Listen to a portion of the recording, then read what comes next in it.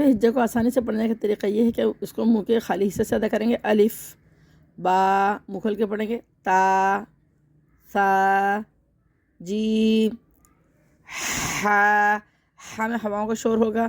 خو کو خرخر کی آواز آئے گی. خو جیسے خراٹے لیتے ہیں. دال جیسے ہم دال بولتے ہیں نارمل. زال، زال میں زبان دانتوں کے درمیان میں آئے گی، اور سا میں بھی زبان دانتوں کے درمیان میں آئے گی. سا، زال. رو، رو کا موٹا پڑھنا ہے. رو. زا، زا میں سیٹی کی آواز آئے گی. زا. سین.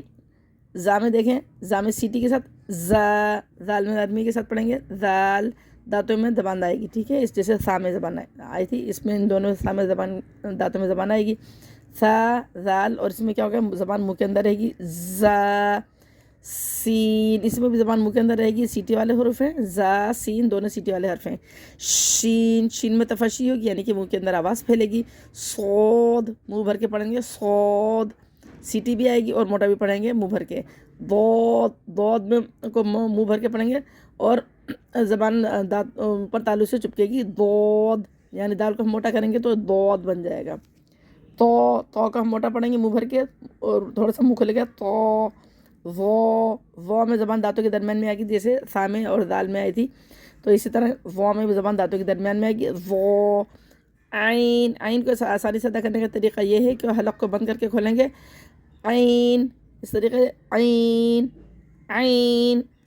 غین، غین میں ہم کو جیسے خوا کے مخرج کے قریب ہے تو یہ غین، جیسے ہم غرارے کرتے ہیں غین، اس طریقے سے غین کی آواز آئے گی. غین. فا، فا میں ہمس ہوگا.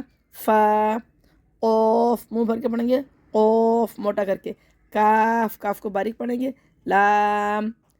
میم. نون ہونٹ گول کر کے پڑھیں گے. واو ہونٹوں کو گولائی میں پڑھیں گے. واو. ہا، ہا کو سینے سے نکالیں گے. یہ ہا ہے اور یہ ہا ہے، دونوں میں فرق ہے. ہا، ہا. یہ حمزہ، حمزہ کو بھی سینے سے نکالیں گے اور ہا کو بھی سینے سے نکالیں گے. ہا، حمزہ. یا قرآن میں ایک ہی یا ہوتی ہے، بڑی یا جو ہے مجہول ہوتی ہے، یہ معروف یا ہے.